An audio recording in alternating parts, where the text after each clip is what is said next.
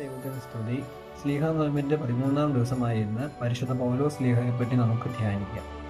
പന്തിരൂരിൽ ഉൾപ്പെട്ടിട്ടില്ലെങ്കിലും ആദിമസഭയുടെ വളർച്ചയ്ക്കും നിലനിൽപ്പിനും വേണ്ടി അത്യധികം ത്യാഗങ്ങൾ സഹിച്ച പരിശുദ്ധ പൗലോസ് സ്ലീഹ തെക്ക് കിഴക്കൻ തുർക്കിയിലെ തർസോസിൽ ഇസ്രായേൽ ഗോത്രത്തിലെ ബെന്യാമീൻ ഗോത്രത്തിലാണ് അദ്ദേഹം ജനിച്ചത്. ആദ്യ നാമം ശൗൽ എന്നായിരുന്നു.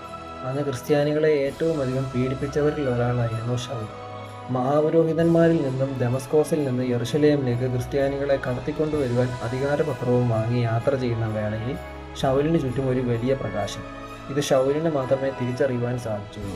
കാഴ്ച നഷ്ടപ്പെട്ട അദ്ദേഹം കർത്താവായ യേശുക്രിസ്തുവിൻ്റെ ശബ്ദം കേൾക്കുകയും പിന്നീട് തൊട്ട് അടുത്തുള്ള പട്ടണത്തിൽ വെച്ച് അനന്യാസ് എന്ന കർത്തൃശിഷ്യൻ അദ്ദേഹത്തെ സൗഖ്യമാക്കുകയും ചെയ്തു. ശൗലേ, നീ എന്നെ ഉപദ്രവിക്കുന്നത് എന്ത് എന്ന കർത്താവിൻ്റെ ചോദ്യം അവനിൽ മാനസാന്തരത്തിൻ്റെ വെളിച്ചം വീശി. പിന്നീട് ശൗൽ ദൈവപുത്രനാവുകയും കർത്താവായ യേശുക്രിസ്തു തന്നെ ദൈവപുത്രൻ എന്ന് പ്രസംഗിക്കുകയും ചെയ്തു. വിശുദ്ധ സഭയെ ദൈവരാജ്യത്തിൻ്റെ മന്ദിരമെന്നും കർത്താവിൻ്റെ മണവാട്ടി എന്നും കർത്താവിൻ്റെ ശരീരമെന്നും വിശേഷിപ്പിക്കുന്നതിലൂടെ അദ്ദേഹത്തിൻ്റെ കാഴ്ചപ്പാടിലെ വൈവിധ്യങ്ങൾ നമുക്ക് മനസ്സിലാക്കുവാൻ കഴിയും.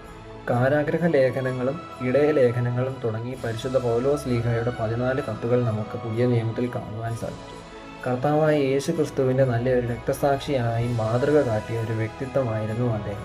7 തവണ കഠിന തടവും ബന്ധനവും കല്ലേറും നാടുകടത്തലുമൊക്കെ സഹിച്ച് കിഴക്കും പടിഞ്ഞാറുമൊക്കെ സുവിശേഷം അറിയിച്ച് അദ്ദേഹം വിശ്വാസത്തിൻ്റെ സമ്പാദ്യമായ പെരുമ സമ്പാദിച്ചു.